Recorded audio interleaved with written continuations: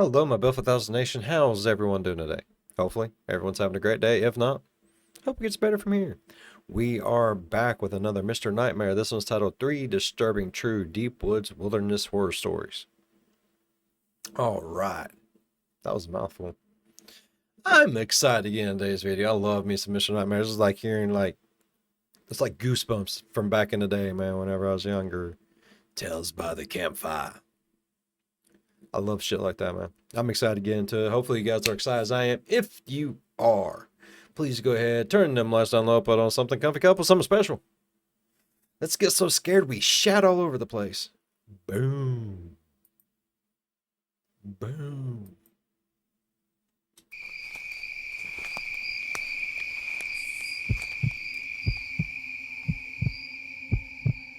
Brace yourself for the literal terror I'm about to share with you. I don't even know if this is the place for a story like this, but I can't think of anywhere else to talk about it, and I just need to put it out there.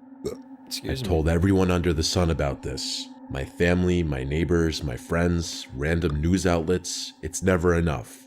I can't really explain it, but I feel some weird obligation to inform as many people as possible about what's been happening to me. So here goes. It's November of 2019 as I'm writing this. The story goes way back. I'm talking like 7 years plus. I can't tell you the exact year off the top of my head, but let's just say 2012. It might have been 2013, but that's my best guess. Okay. I was in my mid-20s with a stable job and girlfriend who's now my fiancée. I never went to college, so I had been in the workforce for a while, and it was unlikely that my life would ever experience any drastic change. Because of that, there was no reason for me to move far away from home, so I didn't. At that age, my girlfriend and I had just moved into my childhood home that my parents so graciously passed on to me as my first house.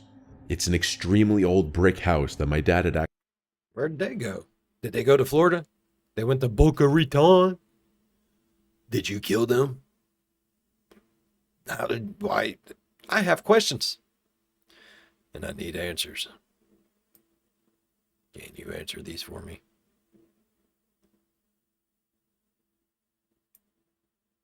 Screen was slightly off. Yeah, it's your fault. I didn't do that. That's not my fault. You can't blame me. actually inherited from his parents when he was around 40, so I'd be keeping it in the family.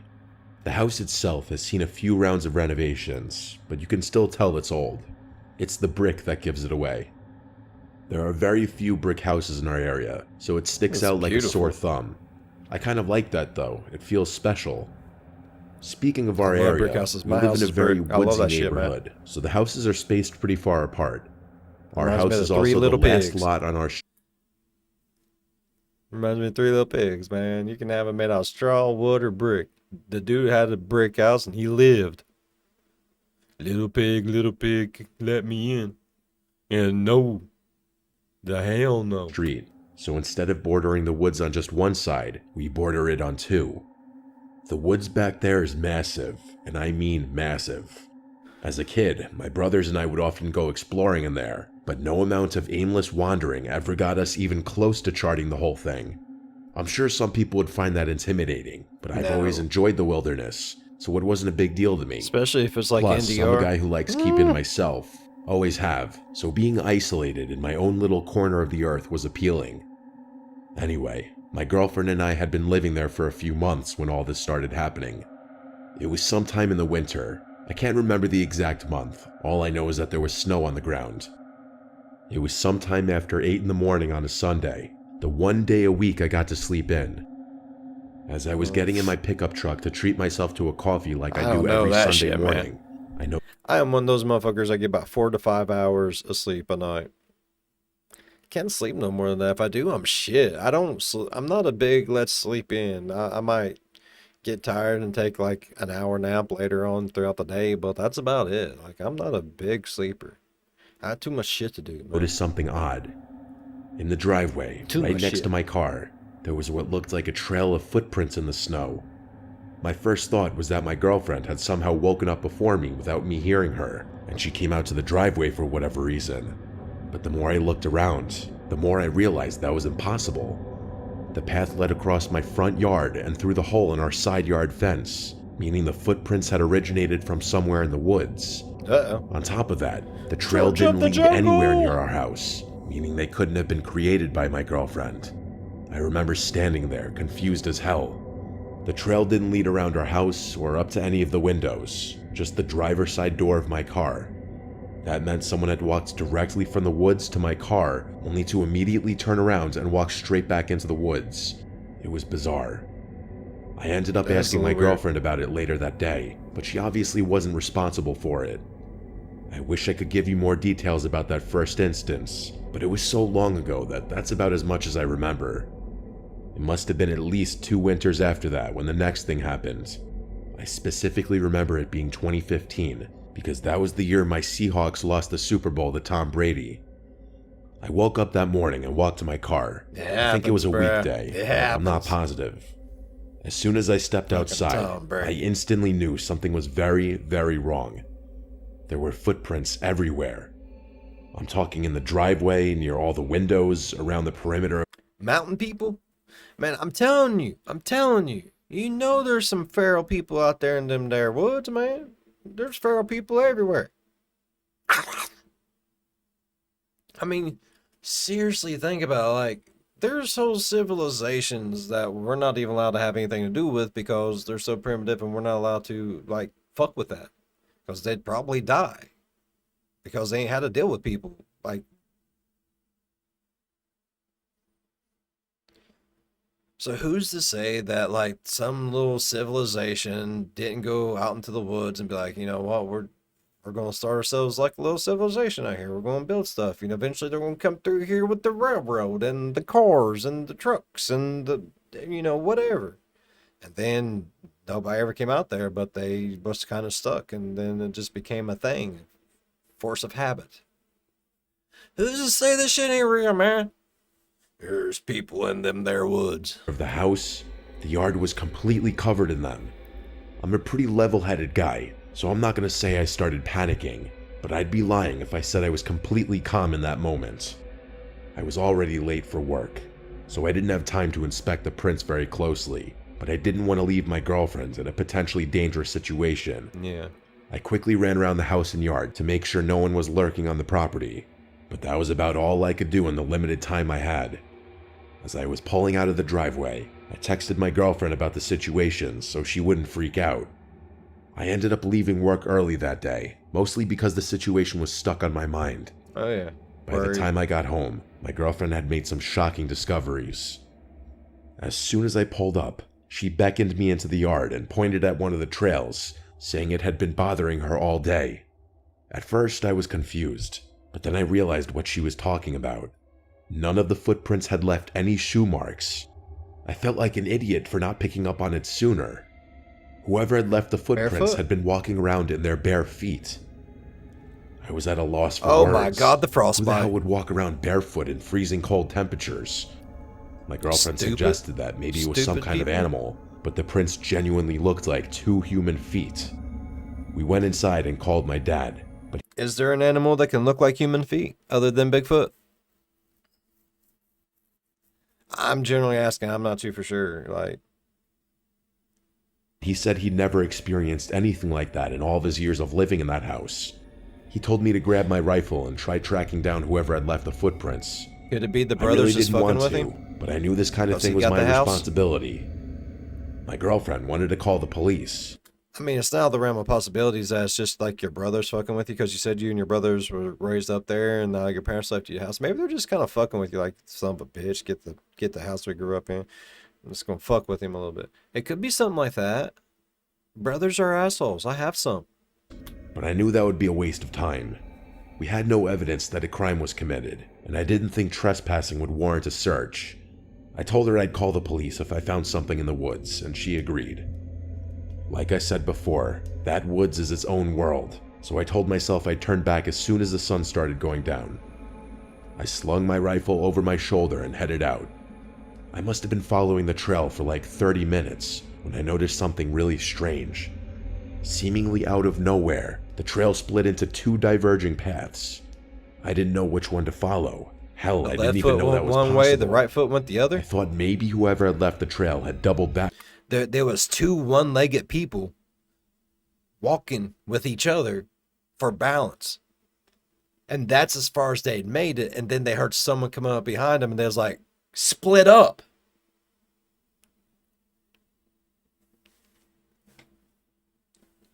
There's just one foot.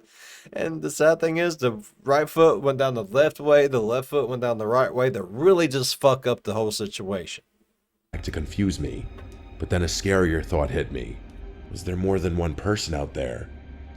I was under the impression that I had been tracking one person this whole time.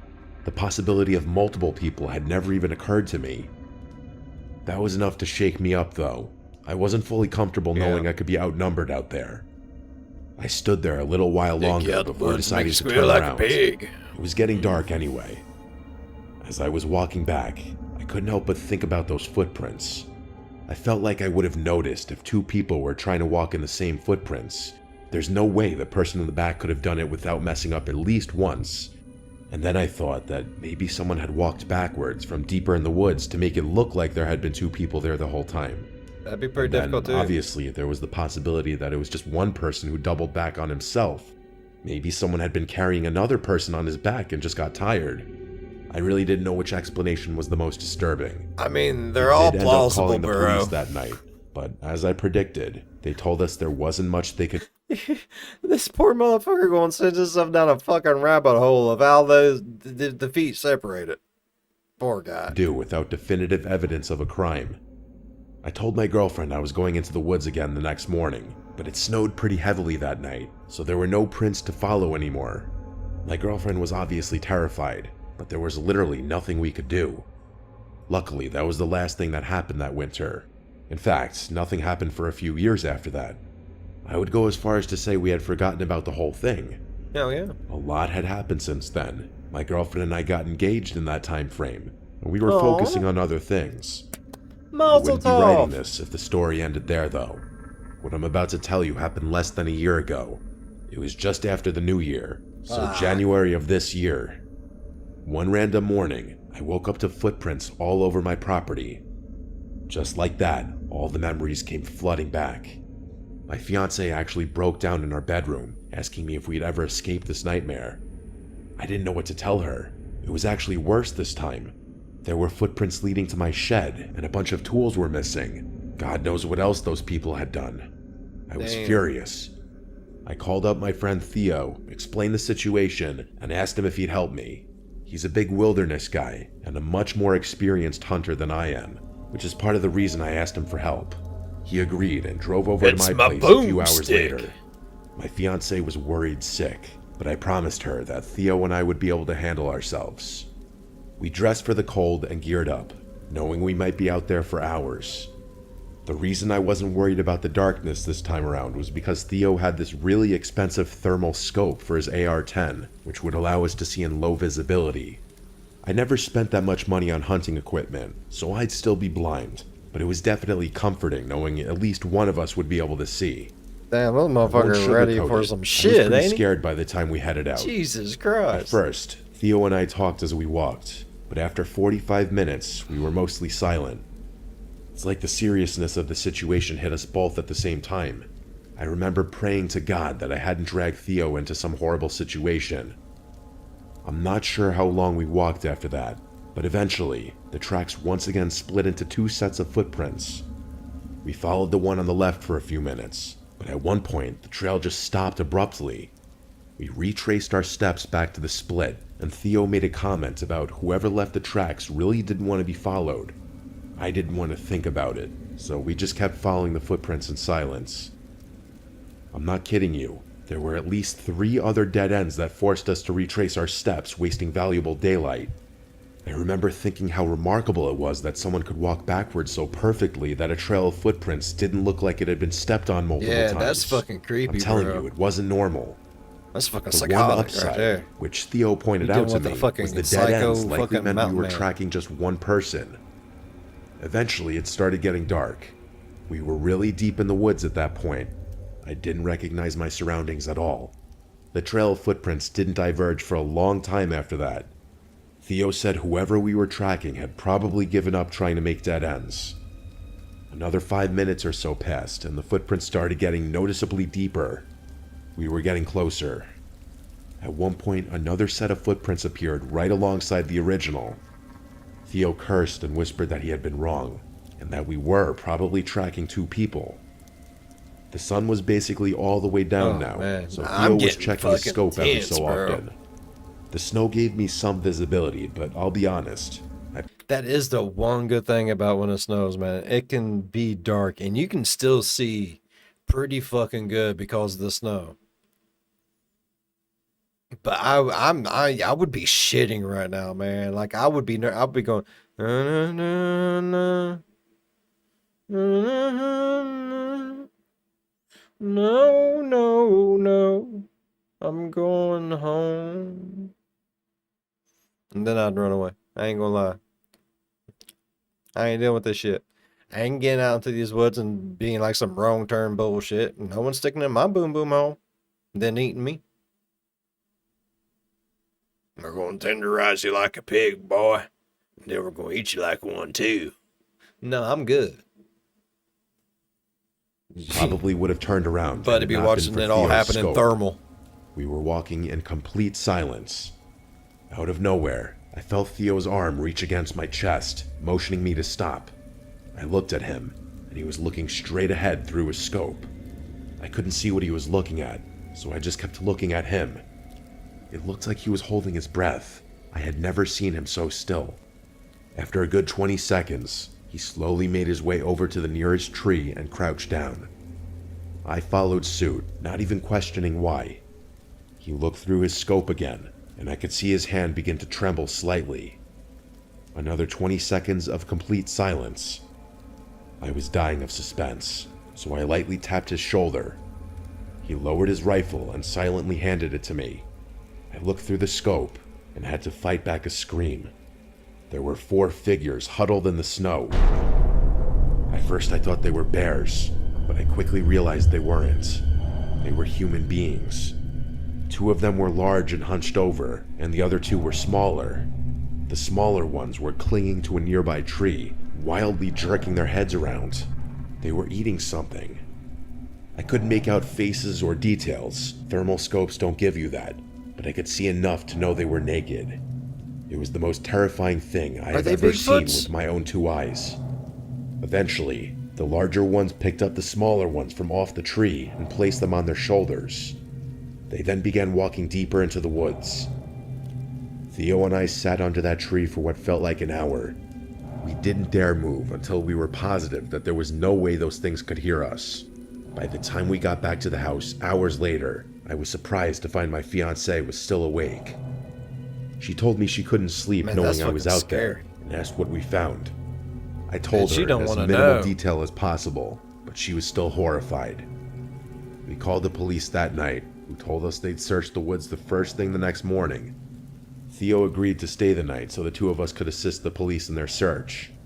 The next morning, the police searched the woods with our help, but called it off after a few hours due to the partly covered up footprints. My fiancé demanded that they keep searching, but they said they couldn't sanction a huge search over some missing tools. I don't blame them, but it didn't feel like closure. Theo and I knew what we saw. Winter is fast approaching, and both my fiancé and I are worried those people are going to come back again.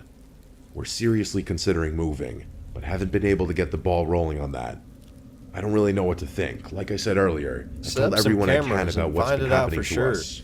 Like if you can show the cops, they have to do something. None of my neighbors have ever experienced anything like this, which doesn't make sense to me. I don't know why my house is getting targeted or what those people even want. Little pig, some of my friends think they're harmless, let me in. But other people tell me I'm in grave danger. I think I'm going to try and seal off my yard from the woods, but I don't know what else to do besides that. Hopefully we can move out soon. Fingers crossed for you, buddy. Last summer, I decided to tackle a major section of the Pacific Crest Trail. I've always loved hiking, especially solo trips. Get it, homie? My plan was simple. Park my car at the end of the section, hitch a ride to the trailhead, and hike back over the course of a little more than a week and a half. It sounded straightforward enough at the time. The first few days went smoothly, about how I expected. The trail was everything I'd hoped it would be. Endless stretches of towering trees and winding paths cutting through serene landscapes. I'm in pretty good shape, so I don't have to stop very frequently when I'm hiking. Excuse I'm me. obviously not going to hike in the dark, though, so every night I had to pitch a tent to get some shut-eye. I've always preferred to keep a low profile, especially since solo hikers can attract attention. Because of that, I'd venture a little off the trail to set up my camp each night. I figured it was better that way, minimize the chance of a stranger stumbling across my campsite. Up until the third night, everything was perfectly fine, but what I'm about to tell you is the reason why I'm taking an extended break from hiking or any kind of wilderness exploration for that Oh, matter. fuck. I woke up in the middle of the night with this odd sense that something was wrong. It was the kind of gut feeling I you don't like can't that. explain, but you know better. I don't like that. Like, I haven't been camping as much in recent years as I have in my younger years. And it's completely disturbing waking up and not knowing why you woke up. Like, maybe you heard something. Did you hear something? And am I just waking up because I woke up? I don't have to pee. Why am I awake? What could have woke me up? Something just don't. That is the worst feeling ever. But I mean, I've never been in a situation where someone's actually been like fucking with my campsite or anything like that. But that feeling for me is like one of the worst feelings you can have while out in the woods by yourself, no one around to hear you scream.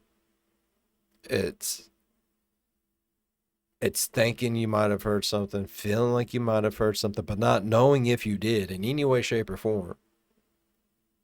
And being wide awake, and then you have nothing to occupy your mind off of it, so then you just start wormholing your fucking brain out with this.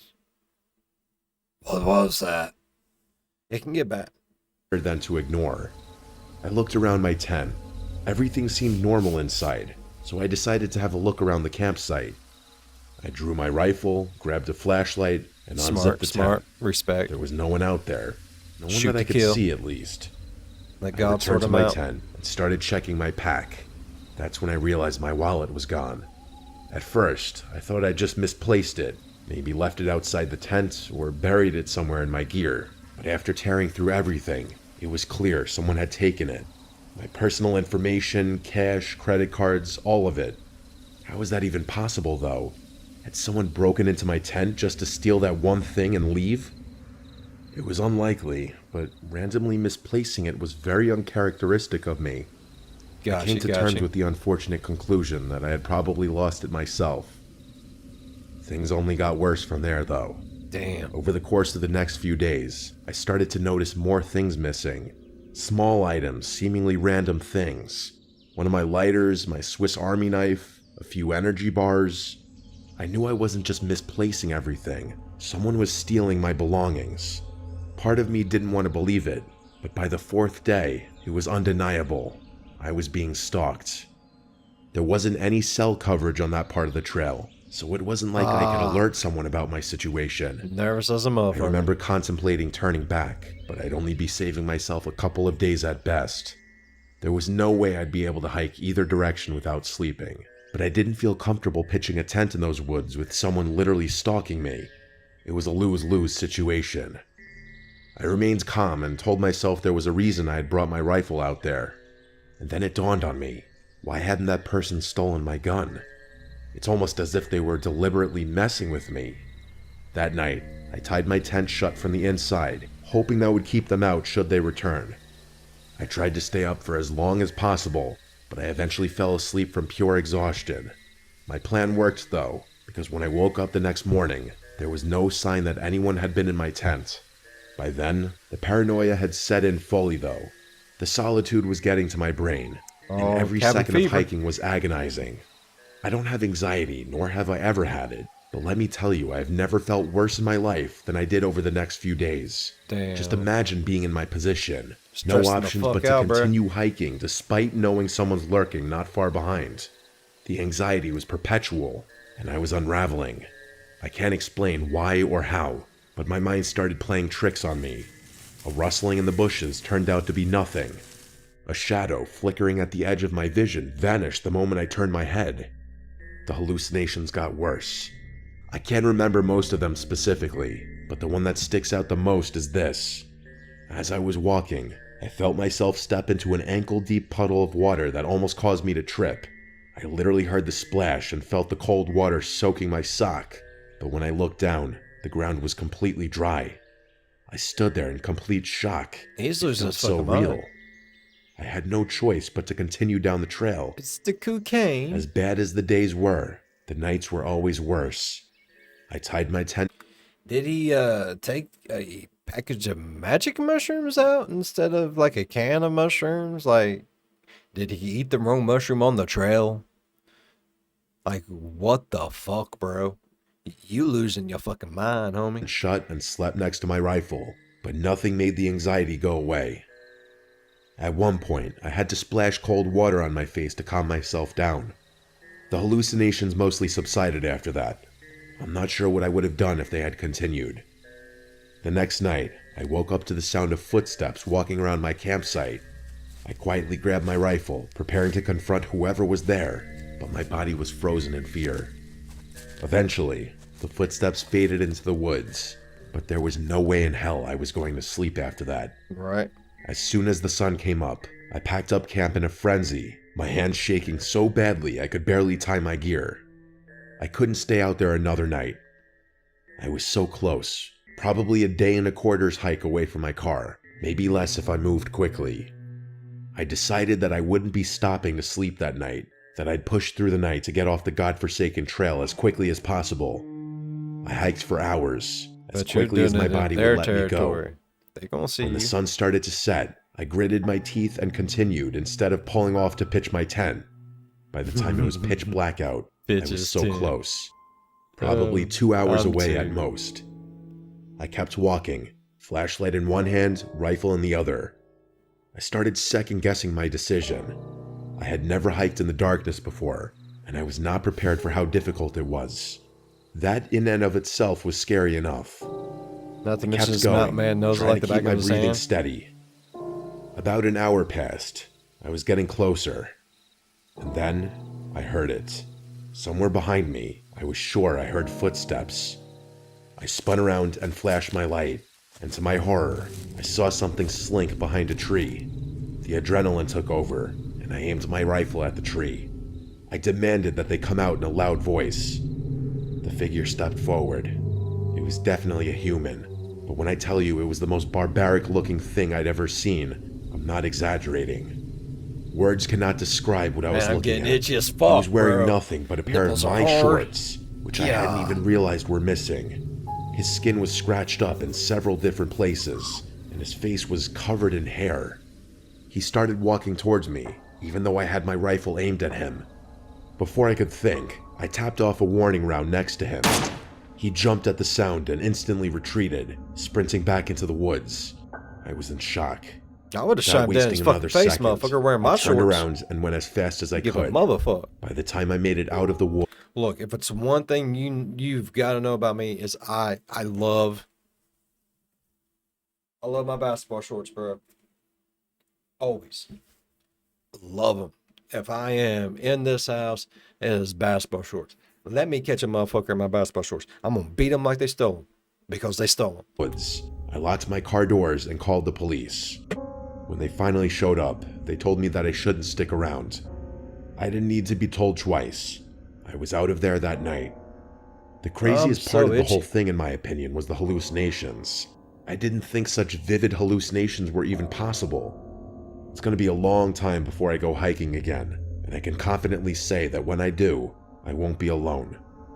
I would advise anyone planning on hiking the Pacific Crest Trail to be extremely cautious and carry a firearm. Always. This experience is something I It's still think recommended. about often. It's recommended when you walk that trail. Like, a lot of crazy shit happens on that trail. It's not good, bro. It's not good. I wouldn't do it. I apologize in advance if I mess up any details about the story I'm about to tell. This is something that my best friend told me multiple times several years ago now. It's one of those stories so unsettling you can't shake it even after hearing it more than once. My friend's dad was a logger, specifically a tree saw operator. Okay. For those who don't know, a tree saw is a massive machine He's capable good of with cutting his down giant wood. trees and slicing them to specific lengths. He's really His good with job wood. meant long, grueling hours, often alone in the deep, secluded forests of the He's good Pacific with big Northwest. wood, little wood, The way his logging dry crew wood, worked, wet he was wood. paid based on the number of trees he cut down rather than the hours he worked. So The he would more often wood, push the himself more to work pay. 16 to 20-hour days to finish jobs as quickly as possible. After he and his coworker finished their part, the rest of the crew would come in to clear the felled trees and transport them to the mill. While he spent about half of his time working alone, the other half was spent with his friend Griffin, another tree saw operator. They used radios to communicate, especially when they worked on opposite ends of the same job site. A number of years ago, my friend's dad and Griffin were assigned to a remote job site high up on I a could mountain. watch that shit all fucking It day took the long, company bro. over 3 weeks just to clear a road wide enough I for really their trucks and fucking equipment could. to make it to the site. By the time they began work, they were positioned in an extremely desolate part of the mountain. They were already 10 days in, making good progress, when they started hearing strange chatter over their radios. At first, the voices were muffled, just faint, static-laden murmurs that didn't make sense. They tried switching channels, but no matter what they did, the chatter followed them. Anyone who's used a standard radio knows how strange that is. It should be impossible for anyone to follow you when you're switching channels. Yeah. As they progressed farther up the mountain, the voices became more distinct. They couldn't hear full conversations, but based on what they could hear, they both agreed that the tone of the conversation fragments felt off. Maybe they was broadcasting on all frequencies. All frequencies. You know, one of them all frequency situations. Cause I mean, man, I got one. It ain't worth a shit. Got it from the Walmarts. I mean, it's good for what it is. I didn't pay a whole lot for it. But man, it picks up all kinds of stupid ass bullshit. But normally when I'm out in the woods, I don't really pick up on much. Maybe every once in a while, like a radio station or something like that. Every great once in a while. So that part to me is the weird part. Just the fact that they're deep in the woods and My friend's dad said it sounded almost casual at times, but the content was unintelligible. They also started Alien. finding strange signs that people had been there before them. Random containers, footprints in the dirt, and small makeshift campsites. Like I said before, they were in a place Feral so people. remote it was practically inaccessible. So these discoveries were deeply unsettling. No one should have been like feral people that feel like they own that and they're going to kill you in your sleep. up there. One day, Griffin came across a tent hidden just off a trail and called my friend's dad over. They decided to investigate. Inside, they found a single sleeping bag and a duffel bag filled with the most disturbing things imaginable. Multiple pairs of children's underwear, duct tape, rope, and crude sketches of children being molested. There were even photos of a fresh apple indicating whoever owned it had been Nah, I'm fucking done. Man. I don't like this. And I like Mr. Nightmares, man. I get so... why does everything gotta have this shit in it, man? I don't want to hear this bullshit. there recently. Griffin wanted to pack up and leave immediately. Nah, My I friend's waited and killed that dad, ever the motherfucker. workaholic, insisted they finish the job. Says that's on They fire. agreed to limit radio communication to emergencies only and decided to keep working. That night, they sat in the camper, unable to shake the dread that hung over them. The radio crackled to life again, and this time they could make out snippets of a conversation between two men. They were talking about mundane things, collecting water and firewood, but the realization that these men were likely connected to the tent freaked my friend's dad out. Griffin wasn't as fazed, but my friend's dad was losing it. The next night, my friend's dad decided to confront them. When he heard the men talking about gathering bush for a fire, he grabbed the radio and demanded to know who they were and what they were doing there. The radio went silent immediately, and the men didn't respond. That silence was almost more unnerving than the chatter. Griffin was upset that my friend's dad had announced their presence, and the two of them got into a brief argument before deciding they'd escalate the situation the next day. Around midnight, Griffin shook my friend's dad awake, whispering that someone was outside the camper. The first thing he noticed was the soft sound of footsteps crunching on the gravel outside. Heart pounding, he fumbled for his gun, only to realize it wasn't loaded. He had no idea where his ammunition was. Oh, hell Griffin no. was unarmed, and the idea of calling the police was laughable given their location. They both sat frozen as they heard the camper door handle jiggle. The door creaked open, but didn't fully swing inward. Their camper was high off the ground, and there was no ladder or stool to climb up. Then came the scratching. Long, deliberate scratches along the outside of the door. 4 agonizing minutes passed. Finally, my friend's dad nodded at Griffin, signaling he was going to check it out. He moved quietly toward the door, gripping a flashlight in his shaking hand. Just as he reached the door, it burst open, and he was struck across the face with a knife. His pain was blinding. He fell out of the camper, hitting the ground hard. Before he could recover, a man was on top of him, pressing the knife against his neck. Another man appeared, kicking him repeatedly in the head. Griffin, without Holy hesitation, shit. leapt out of the camper and tackled the man with a knife. The second man bolted into the darkness, and the one Griffin had tackled scrambled to his feet and followed. They disappeared into the forest. I would have shot him. Griffin helped my dad's friend back into the truck, and they drove 2 hours to the nearest hospital. It was bad. His face was a bloody mess, and there was a cut across his eye so severe it permanently damaged his vision. They Damn, reported the nation. attack to the police, but nothing came of it. 2 weeks later, as the rest of the logging crew finished the job, one of their coworkers was found bound, gagged, raped, and murdered in a ditch. No arrests were ever made. To this day, my friend's dad struggles with PTSD. His right eye, with its disfigured pupil, constantly reminds him of that night. I'm sure he hasn't had a full night of restful sleep It's since. fucking disgusting, I've been man. terrified of deep woods for a long time now, mostly because of my friend's dad's experience. I haven't heard from my friend or his dad in years now, so I can only hope he's doing all right. Man, that's just fucking disgusting, bro. I love Mr. Nightmare videos, I do, but honestly, I could have went forever without hearing this one. I can't. I get so tired of that shit being in, like, all kinds of videos all the time, man. I don't want to hear that shit every time I fucking turn around. Alright, I enjoyed it all but that last one. I'm not even gonna lie, I hated that last story. He could have just not put that one in there, and I'd been perfectly fucking happy with it. Could have just left it a 2-parter. I'm so tired of hearing about that child shit, man.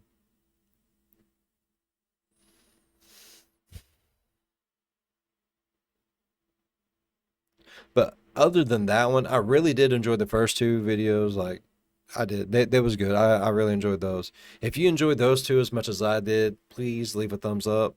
If you want, going over, slap that subscribe button, become part of the B5 Nation. We do some crazy stuff here. I hate doing that last one. Like, that's some bullshit, but sometimes it happens.